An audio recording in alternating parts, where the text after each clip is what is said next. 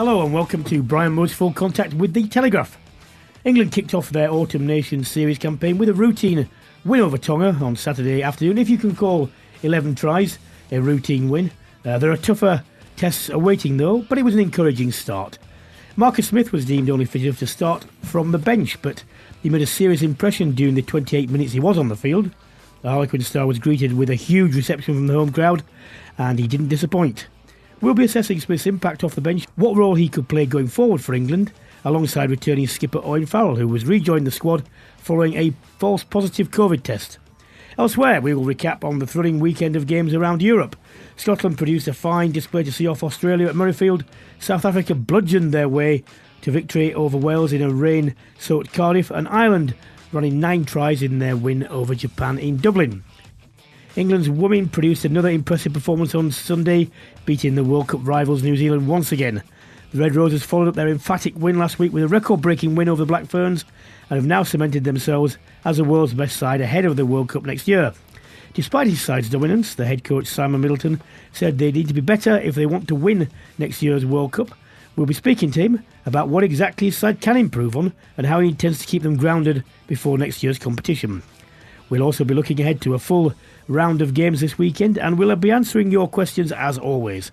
Delighted to welcome back alongside me to discuss all this the former England centre Tom May. Hi, how are we doing? England 69, Tonga 3, 11 tries. We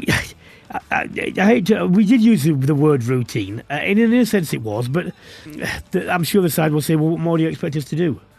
It didn't start well, did it, with Tonga being late? Given they're only down at the Lensbury, I don't know how you managed to do that. But listen, I think it's one of those games, I think, where every fan watching sort of underestimate what you have to do to break a team like that down. Tonga aren't going to roll over. But I think there's an inevitability about the result all the time when you come up against teams like that. Fairly underpowered in the end, and I think some good tries from England. The build-up during the week all centred around the number 10 shirt. It was given to Owen Farrell, then it was taken off him because he had a COVID test, which turned out to be false. Were you surprised that George Furbank was given the shirt ahead of Marcus Smith? Well, I think Smith had been struggling with an injury, hadn't he? And probably Furbank had been training all week, so rather than change everything around and pile a whole load of more pressure onto Marcus Smith, who I think is probably next in line, rather than jumping. George Furbank jumping into that slot. I think just stick with what's been going on during the week, and they can get away with it probably against. I think there's a case of being able to get away with it against Tonga. They probably wouldn't have done that against Australia or South Africa. What do you think of Smith when he eventually got his chance? I mean, 28 minutes seemed fairly impressive to me. He just attacks the line well, doesn't he? He's brilliant every time he plays. I don't think over the past couple of seasons there are many games where you can highlight him having played poorly.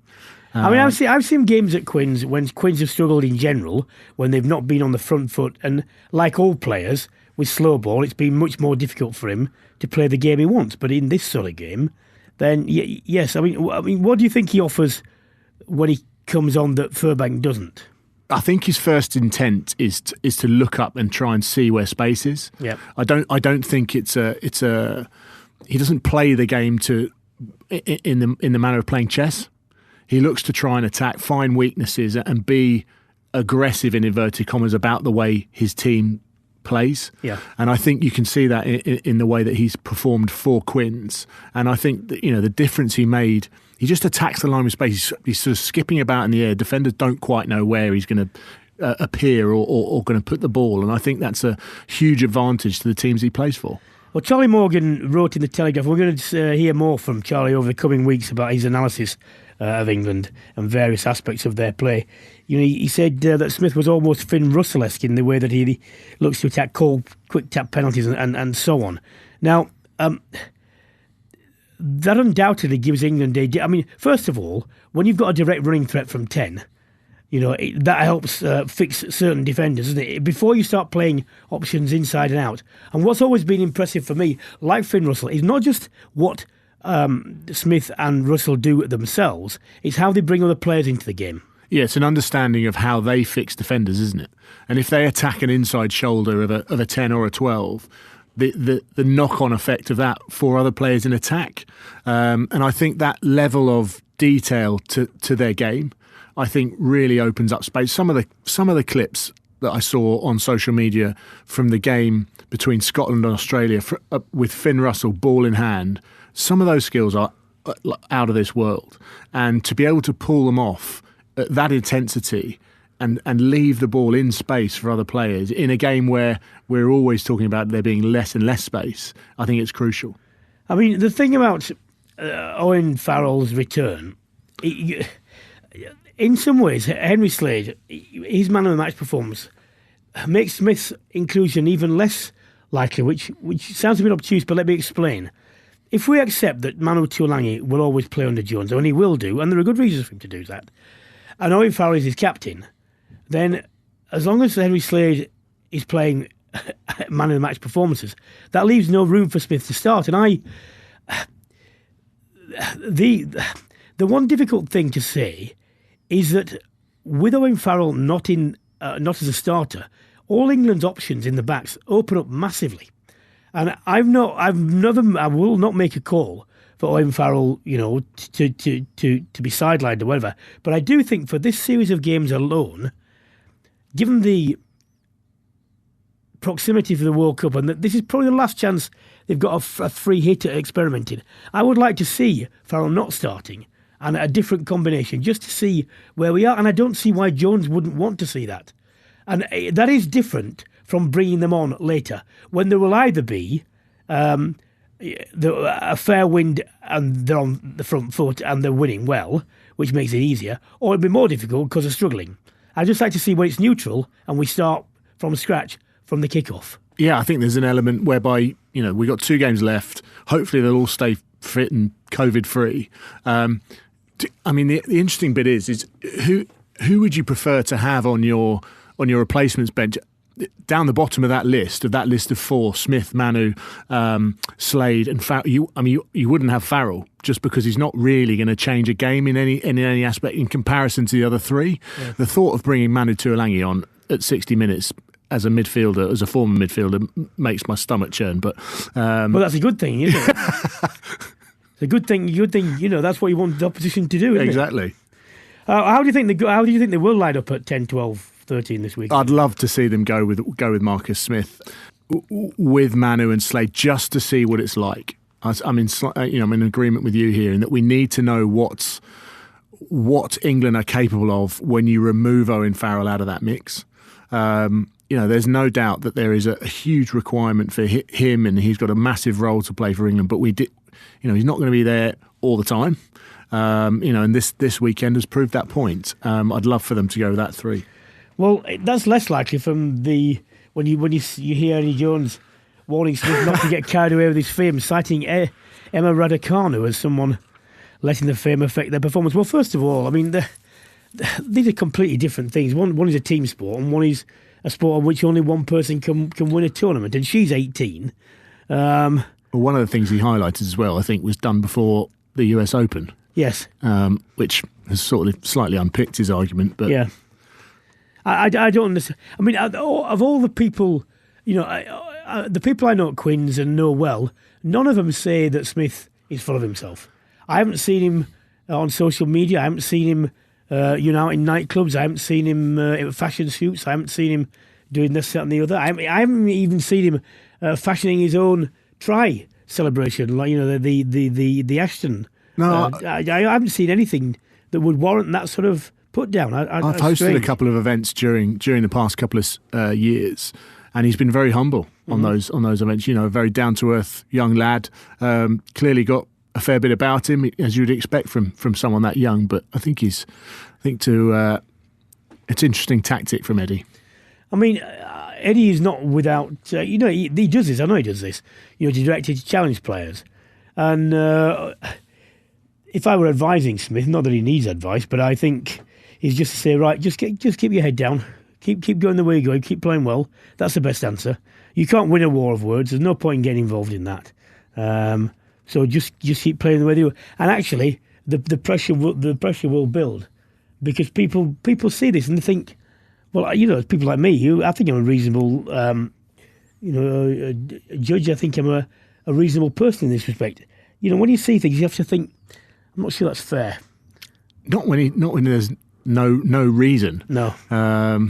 You know, it's you'll be wondering whether I'm telling him to cut his hair next. But you know, I think you know, he's a young lad that we need to leave to himself, and if he keeps performing at the level that we have seen and now expect, then what more can we ask of him? We spoke to Freddie Stewart last week on the podcast, and he had a reasonably assured performance. I thought for a debut at Twickenham in front of a full house, I thought he did quite well. Yeah, I think, look, as a fullback at Test level, if you've got a big guy that runs good lines and safe under the high ball, I think you've got someone that you really want to try and you know, we talk about those pivotal positions in a team, 15 being one of those. He's sort of got that edge about him. I like the way he plays the game, and he's another young lad, isn't he, that's come into the team and has made a difference. You know, look at alongside him the other day, and talk about someone that burst onto the scene, Adam Radwan. You know, playing up at Newcastle, a former club of mine, and there is no substitute for pace, and that is a case in point. And I think for someone like that, some of the big names that we saw left out, you know, haven't you know, necessarily featured for England in that back three. For someone like him to come in, score, set up Alex Mitchell's slightly dodgy offload, but we'll let him away with that. It was the pace that got England to that point anyway. Yeah. Then you talk about the midfield and the creativity within that. You combine that with the pace out wide of Radwan, then you've got something really interesting. Because the other thing is, although England have had a lot of players that have played 15 and done okay, you can't say that one of them has said, this is mine. No, look, there's a Max Malins is obviously the other player that you could say, right, this guy needs to be given an opportunity. He does, yeah. Now, whether or not you put him on the wing or you put him at fullback, yet to be seen. But I think it's a great position for England to be in when they've got choices to make. Let's look at back row. Laws, Underhill and Curry did well. Note the opposition and the standard that as well. But a few calling for Dombrandt to get the nod at 8. I think this again for me is a question of let's just see. If you're not going to do, if not now, when are you going to do this? Yeah, and do you play him against the Australians that perhaps aren't necessarily as confrontational? I say that in inverted commas, by the way, as South Africans, but not as overtly physical, are they? No, but I think Dombrandt has an element to his game that probably those three that you previously mentioned in Courtney, Sam Underhill and Tom Curry don't have. Yeah. And I think it's about finding players that have something to make a difference, that gives something added to the mix that England have. I've been calling for England to be more expansive for a while, and I don't mean simply throwing the ball around. You know, that doesn't get you anywhere. What I'm talking about is looking for the less safe option when there are options, you know, and trying to keep the ball in hand when there is a reasonable expectation and possibility of you making that, and trying to build momentum that way rather than going back to the nothing seems to be happening after two phases, let's kick the ball and not kick it particularly well. How important do you think, or what do you think they will do against better opposition, Australia, this weekend? I think Eddie is going to surprise us all and give Marcus Smith a shot. I'm just hoping that our message gets out to him. I'd love to see him given a chance. I wonder whether or not he will. I think he has the capability to open up a game at the latter stages, which I think is also important to a team. Is Eddie going to really make those decisions? I don't know. I'd love to see him swayed that way. Well, let's have a look at the other internationals. Dom, you were in Rome to watch Italy take on the All Blacks. How was that? I mean, you look at the scoreline, you think they got absolutely panned. But for the first 25, 30 minutes, Italy were in good shape. Now, there was a lot of handling errors, uncharacteristic handling errors from the All Blacks. They made 10 in the first 40 minutes. I love Garbisi at 10. I think he's a good young player alongside Stephen Varney, who's obviously we've seen in the Premiership at Gloucester. And Brex at 13 is a very solid defensively. That's what they built that first 30 minutes on. Had a couple of opportunities. Carl Dixon blew up too early, but the sniff of an opportunity, and New Zealand scored twice, and you almost saw the wind taken from the sails. Well, you saw that against Wales, didn't you? 5 minutes, bang, 3 tries.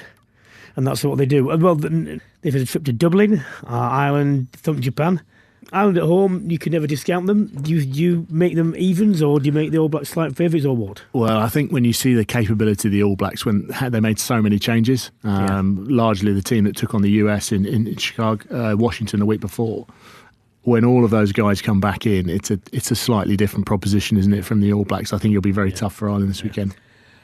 Japan, a lot of fanfares up to, including and after the World Cup, but they've now lost 4 in a row. People are saying, what's wrong with them? It's just a case of they are playing better standard fixtures, which they wanted to do, and which makes it more difficult for them. So it's not just a question of win and loss column. You've got to look at who they've been playing. And it's like this, you have runs and teams need to evolve. I think also there's a level of expectation now. Exactly. We expect them to turn everyone over. Yes. Now, they didn't fire a shot at the weekend till about an hour in, did they? No. And we don't necessarily expect that from Japan. We expect them to be firing straight away from the beginning. I think there were some great tries from Ireland, which probably put Japan on the back foot. But let's not get too carried away, I think, is the message. Scotland 3 wins in a row over Australia on Sunday. It was a narrow win, but how impressed were you? Well, maybe my last sentence was quite good. Let's not get too carried away too early. No. I think sometimes there's a danger, and there was a comment made on social media last night, wasn't there? It's a fan question. Dr. Grant Campbell, how excited should Scotland supporters be of their team? Are they in a good position to go well in Six Nations 2022? Still too early to say. Look, let's be cautiously optimistic, because we've been here, and look, all Scottish listeners know this. It's been a painful road, and because it's a hope that kills you. And you nearly get there, only to think, oh, God, it's happened. But I tell you what, if they back this up against South Africa, because South Africa up next is probably the best challenge, when you want to try and answer this, how do we have hope? Because they are, an overtly physical team. And the only things that have undone Scotland in the past, when they've been on these runs that looked to be full of promise, is being beaten up, and being bullied around up front physically. If they stop that and they manage to come through this one, then you have to say, you've got much more cause for optimism. Or will it be a case that, the Achilles heel? And let's face it, South Africa have done this to a lot of teams as well, and they did it to England, not just Scotland. So if they can overcome that particular challenge, then yes, Dr. Campbell, I think you should be reasonably cautiously excited. Yeah, I think that they've got some world-class players now as well, haven't they? Yes. Russell, Hogg, Watson, Yep. Van der Merwe, I think, is a complete nightmare on the wing for anyone that he's playing against. And, I think when they have the sniffing opportunity, and it comes back down to the players like Russell. There's a massive line break from Stuart Hogg at the weekend. It's taking those moments where it's almost something out of nothing and capitalising on those. That's what Scotland need to do more of to make sure that they build those scores. Well, Wales welcomed back all their Premiership players, but they fell short against the Springboks, who ground their way out to a win. Do you think they could have won had it not been for that half-wit who came on the pitch and potentially blocked Liam Williams from scoring a try? Well, there were 3 covering South Africans, weren't there? But you have to think that Liam Williams in full flight, I don't think it was the pass that made him twist, was it? It was the idiot lying on the floor. I think they'll be pretty hard done by. Well, the thing that should make Wales angry, and all the fellow supporters want to kick this man, and I say that not figuratively, is the fact that it's not about him. Everyone else, 80,000 people have paid to watch a test match against South Africa. The boys are trying as hard as they can. They get in a position like this, and no, I'm so important that me in a drunken or high state is going to ruin this particular chance. I got into trouble once on commentary for saying that someone who did this deserved a good kicking, but I don't resile from that. It does deserve a good kicking. I think also we're highlighting another problem that arises from social media, because people think this is hilarious to put it all over their social media channels, and then it gets retweeted to however many followers. If I want to see you on international, let you work your way up and get a red shirt on and deserve to do it that way. I'll gladly watch you then. Yeah. But until then, sod off, because it's nothing to do with you. Yeah. And in fact, it's an arrogance. It's sort of, I am more important than all of you people. You watch me.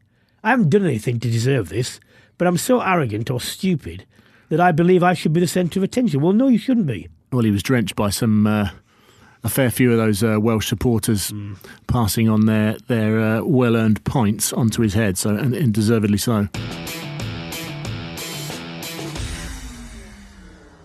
Well, what a week it has been for England's women. They made it back-to-back wins over New Zealand. They cemented their spot as the world's number one side, and I'm delighted to say we've got their head coach here, Simon Middleton. Hello, Simon.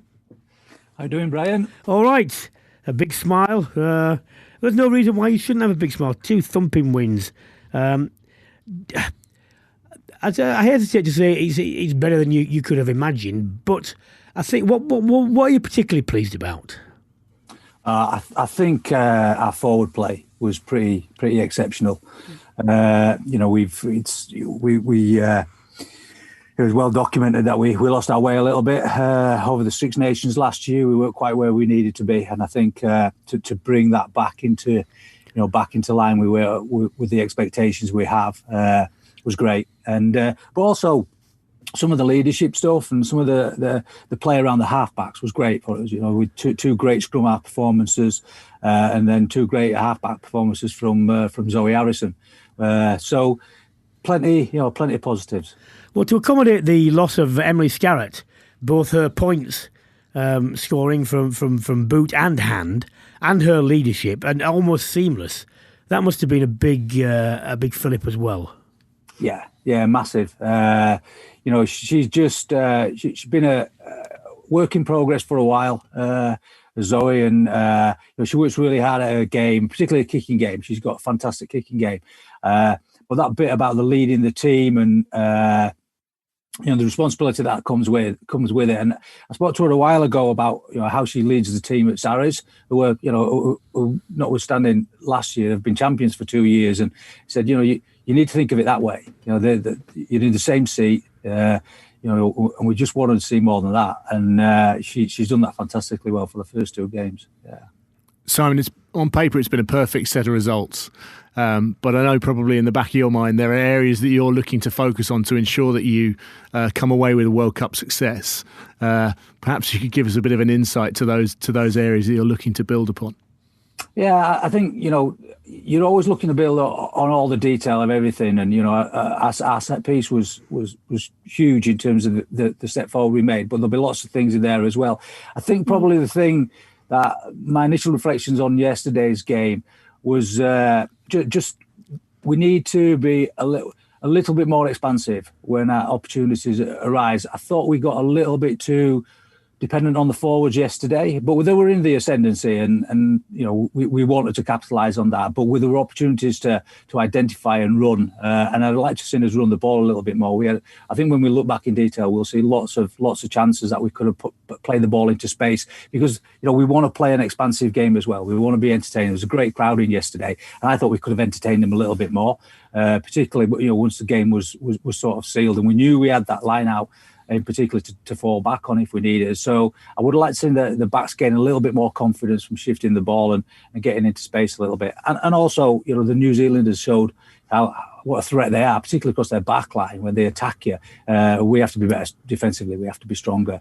But you look at our back line yesterday. It's a very young back line. Yes. And they had a very, it was a complete flip. We had a young back line. They had a very experienced back line. We had a very experienced pack. They had a very young pack. And I think, it was there to be seen. Well, the packs always decide the things, don't they? Let me ask you this.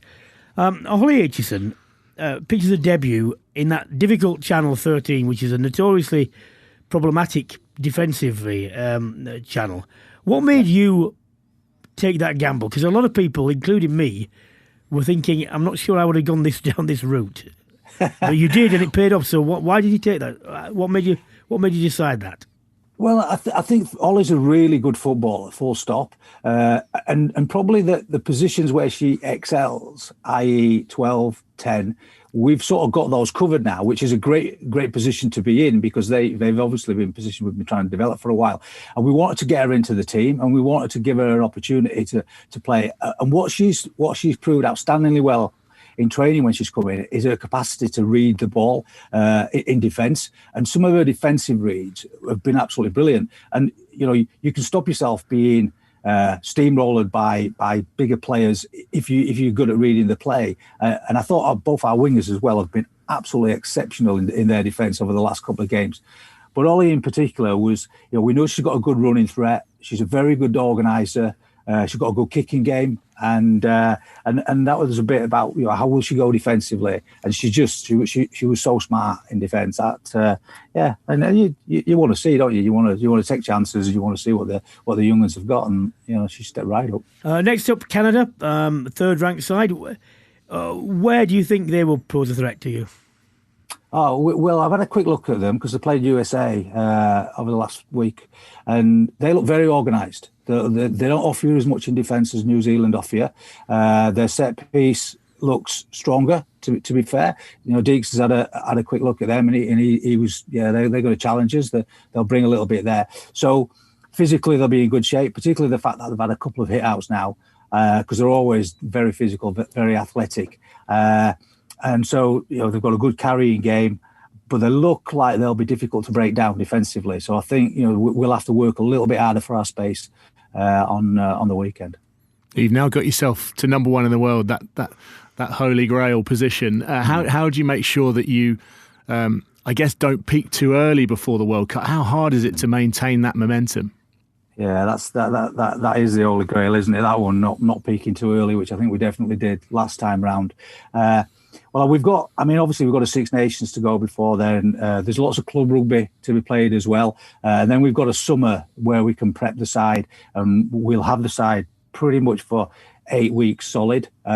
So I think getting the balance of our training, our work and rest across that period, and making sure that we keep the players as fresh as possible will be absolutely critical. So that's a key part for us, because it's essential we get that bit right. Simon, thanks very much. You can't do any more at the moment.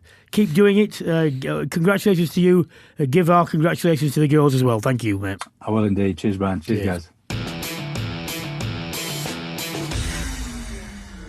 Tom, some very sad news broke last week concerning your former Newcastle and Toulon teammate, the former All Black Carl Heyman, who's become the latest ex-pro to be diagnosed with early onset dementia. What's your take on this? Yeah, incredibly, tough news to get my head around, really, from Carl's perspective. I was messaging him, and I know he's had a huge amount of support from a number of people. And I think it's a tough position, because, you don't know what these guys are going through. And I think the support that we need to give them is crucial. I'm not entirely convinced about the way that they're going about doing it, going after governing bodies. I'm not that comfortable with it as a precedent of way to go about it, but I sort of understand why. Yep. I think it's really difficult, and I think until you're in that position and you have that diagnosis, I don't think any of us are really in a position where you say, well, that's wrong or right. No, I fully understand, and I'm pretty certain that if we were in the position, we would feel aggrieved as well, and so on. It reinforces the game's duty to carry on being vigilant. The one aspect that I have never been comfortable with is the allegation that rugby has in some way been like the NFL and been dismissive of this, or actively deceitful, which the NFL were. Is there a game that has done more for understanding concussion? No, there isn't, actually. One of the reasons we've got all these statistics is that rugby bothered to gather them. Yeah. Whereas other sports still haven't. Well, the Astle Foundation within football doing a huge amount of work along the same lines. Yes. But you look at all the technology that's being used now by players, not only at the international level, but at club level, in terms of collision speeds and how that affects people. I think the game's doing a huge amount. And I would say it is incumbent on, when these strictures are put there in terms of the amount of contact you can do, that clubs stick to them, even if they're in trouble on the field.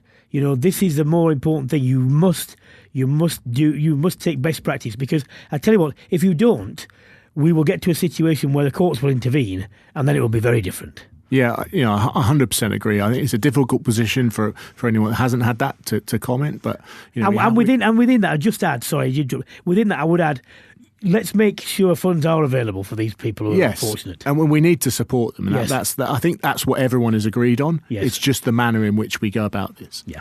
Well, that's all we have time for this week on Brian Moore's Full Contact with the Telegraph.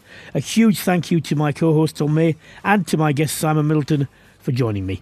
If you've enjoyed this episode, you can check out all our previous episodes by registering or subscribing to the full podcast channel. It's free. And a reminder, I'll be back through the autumn series and beyond. Next week we'll have the former Springbok captain Bob Skinstad, who's always worth a view, and we'll be reviewing the clashes, looking ahead to England's clash with his Springboks. And until then, it's goodbye.